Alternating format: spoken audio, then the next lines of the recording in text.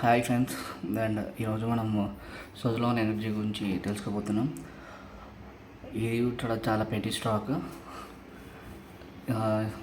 ఇది మనకు రీసెంట్గా చూస్తే ఇప్పుడు ప్రైస్ ఇంక్రీజ్ అవుతూ ఉంది. రీసెంట్గా మనకు లాస్ట్ 1 డే నుంచి కూడా కంటిన్యూగా ఒక 3 to 4 రూపీస్ అనేది పెరిగింది. ప్లస్ ఇంకా ఇందులో మనకు చూసుకోవాల్సింది ఏంటంటే ఇది పాత కంపెనీ. ఓకే, ఇది చూడండి. లాస్ట్ 6 months నుంచి చూసినా కానీ ఇది మనకు 49 వరకు వెళ్ళొచ్చింది. అయితే మనం మ్యాక్సిమం దీన్ని చూస్తే ఇది వచ్చేసి మనకు 381 రూపీస్ వరకు వెళ్ళొచ్చిన స్టాక్ అనమాట. ఓకే, ఇది ఎప్పుడు వెళ్ళింది? 2008లోనే 381 రూపీస్ వెళ్ళింది. అర్థం చేసుకోండి, ఇది మంచి స్టాక్. ఇప్పుడు ఏంటంటే దీనికి అప్పులు అన్నీ పోయినాయి. ఇది కోఆపరేటెడ్ ఇన్ 1995. ఇది విండ్ టర్బైన్స్, జనరేటర్స్ని, వీటిని రిలేటెడ్ కాంపోనెంట్స్ని తయారు చేస్తుంది. ఇది వచ్చేసి మొత్తం కంపెనీ గురించి. కంపెనీ అంటే ఇప్పుడు రెన్యూవబుల్ ఎనర్జీ సోర్సెస్ గురించి చేస్తుంది కదా గవర్నమెంట్. దానికోసం వీటి విండ్ టర్బైన్, ఇప్పుడు విండ్ టర్బైన్స్కి వీటన్నిటికి ఇన్స్టలేషన్కి సంబంధించిన ఎరెక్షన్కి, కమిషనింగ్, ఇవన్నిటికి సంబంధించిన వర్క్స్ అన్నీ చేస్తుంది. ఇక్కడ చూడండి, మనం S144 విండ్ టర్బైన్ జనరేటర్స్, వీటికి ఇప్పుడు కొత్త ప్రాజెక్ట్స్ ఉన్నాయి. ఆల్రెడీ దీనికి ప్రాజెక్ట్స్ చేస్తుంది కూడా. ఇది ఇంతకుముందు దీని ఏంటంటే అన్ని డెబిట్లు అంటే అప్పులలో పడిపోయి దీని స్టాక్ ప్రైస్ అనేది పడిపోయింది. ఇప్పుడు ఏంటంటే అప్పులు అన్నీ పోయినాయి. ఇప్పుడు మామూలుగా మీరు చూస్తే దీని మార్కెట్ క్యాప్ వచ్చేసి 57,338 రూపీస్. అర్థం చేసుకోండి ఎంత పెద్ద కంపెనీ అనేది. కరెంటు ప్రైస్ వచ్చేసి 42 రూపీస్ పైన ఉన్నది.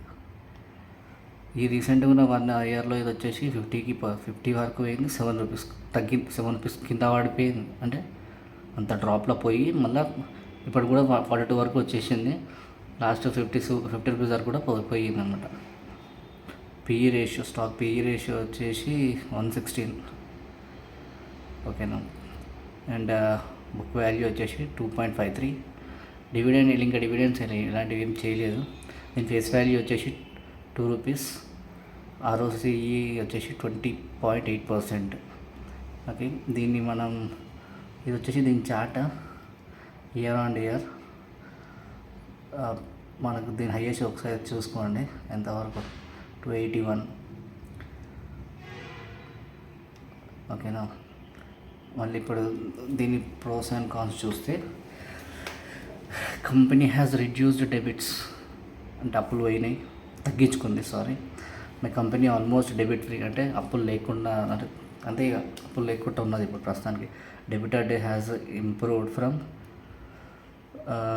అంటే 90 రోజులు అయ్యేది ఇప్పుడు 71 రోజులలోనే చేసే రోజుకి వచ్చిందంటే ఇంప్రూవ్మెంట్ ఉంది. కాన్స్ అంటే ఇంతకుముందు మనం పాజిటివ్ చూసినా ఇప్పుడు negative. Stock is trading at 16.8 times it's book value, అంటే దాని వాల్యూస్కి అన్నీ ఎక్కువగా ఉన్నదన్నమాట. Promoters holding is low. ఇప్పుడు ప్రమోటర్స్ గురించి మీకు తెలిసిందే కదా, ఫారెన్ ప్రమోటర్స్, డొమెస్టిక్ ప్రమోటర్స్ ఉంటారు. ఇక వాళ్ళ చేతుల్లోనే ఉంటుంది ఆట అంతా mostly. Earnings includes and other income of rupees, అంటే ఇదే కాకుండా వేరే ఇన్కమ్స్ కూడా, అంటే అదర్ సోర్సెస్ నుంచి దీనికి వచ్చే ఇన్కమ్ కూడా ఉన్నది అనమాట. అది 258 crores. And company cost of borrowing seems high, అంటే ఇప్పుడు ప్రాజెక్ట్స్ కోసం వేరే అప్పులు తీసుకొని చేస్తారు కదా కంపెనీస్ అనేటివి, అది. నెక్స్ట్ వచ్చేసి promoters holding has decreased over last 3 years. Last 3 years నుంచి హోల్డింగ్స్ అనేవి తగ్గాయి, ప్రమోటర్స్ హోల్డింగ్స్. ఇప్పుడు మామూలుగా మనం ఇవన్నీ వచ్చేసి మనకు దీని సిమిలర్ స్టాక్స్ అనమాట. ఓకే, అన్ని పవర్కి సంబంధించినవి. క్వార్టర్లీ రిజల్ట్, ఇప్పుడు దీని క్వార్టర్లీ రిజల్ట్ మీరు ఒకసారి అబ్జర్వ్ చేస్తే, లాస్ట్ September 2023కి మళ్ళీ December 2023కి ఇది వచ్చేసి ఇంప్రూవ్మెంట్లోనే ఉంది, ఇంప్రూవ్ అయ్యింది. సేల్స్ కానీ, ఎక్స్పెన్సెస్ కానీ, ఆపరేటింగ్ ప్రాఫిట్ వచ్చేసి కూడా పెరిగింది. మళ్ళీ అదర్ ఇన్కమ్స్ వచ్చేసి ఇక్కడ మైనస్ నుంచి ప్లస్లోకి వెళ్ళింది. ఇంట్రెస్ట్ రేటు September 44 నుంచి 14కి వచ్చింది.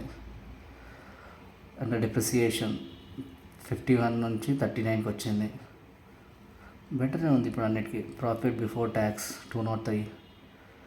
Okay, tax 0%. Net profit 203. మీరు గమనిస్తే సెప్టెంబర్లో చూడండి, ఇది సెప్టెంబర్ 23కి ఇది ఇంచుమించు డబల్ అయ్యింది. అంటే 102కి 204 కదా డబల్, 203 అయ్యింది నెట్ ప్రాఫిట్. దీన్ని బట్టి మీరు అర్థం చేసుకోవచ్చు, దీన్ని మంచి గ్రోత్లోకి వెళ్తుంది. ఇది ఇవన్నీ ప్రాఫిట్స్ లాస్కి సంబంధించినవి. ఇందులో కూడా ఒకసారి చూసుకుంటే ఇయర్లీ, ఇది ఇయర్ అంటే మన ఇంతకుముందు మనం చూసింది క్వార్టర్లీ అంటే 3 నెలలకు ఒకసారి వచ్చి, ఇది ఇయర్లీ. ఇప్పుడు లాస్ట్ ఇయర్ కంపేర్ చేస్తే తగ్గింది, బట్ క్వార్టర్లీ ఇప్పుడు ఇంక్రీజ్ అవ్వకుండా ఒకసారి పడిపోయి లేస్తుంది. కాబట్టి ఇప్పుడు దానికి దీనికి కొంచెం వ్యత్యాసం ఉంది. అన్నిట్లో మనకు అదే తెలుస్తుంది, ఎందుకంటే ఇది ఇయర్ కాబట్టి. March to March 22 to 23.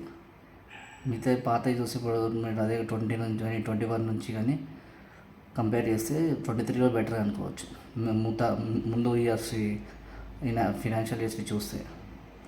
ఓకేనా, ఇవన్నీ బెటర్ లాస్ట్ ఇయర్ కంటే కాదు, బట్ ఏంటంటే ముందు ఇయర్స్ నుంచి కంపేర్ చేసుకుంటే ఎందుకంటే లాస్ట్ ఇయర్ వచ్చిన డౌన్ఫాల్కి అన్నీ ఇప్పుడు పికప్ అవుతూ వస్తున్నాయి కాబట్టి. ఓకేనా, ఇక్కడ కూడా చూడండి నెట్ ప్రాఫిట్లు గమనిస్తే చాలా చూడండి, ఇక్కడ -117 నుంచి 2887.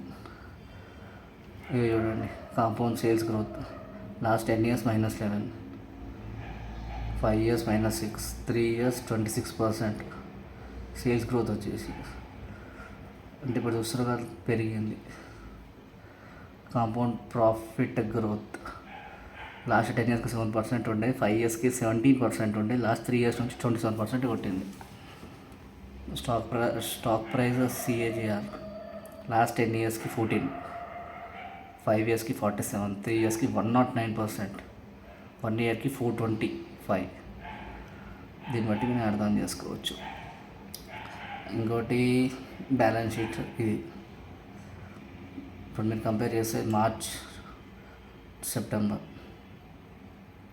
చూసారు కదా, క్వార్టర్లో ఇంక్రీజ్ అయినాయి కదా.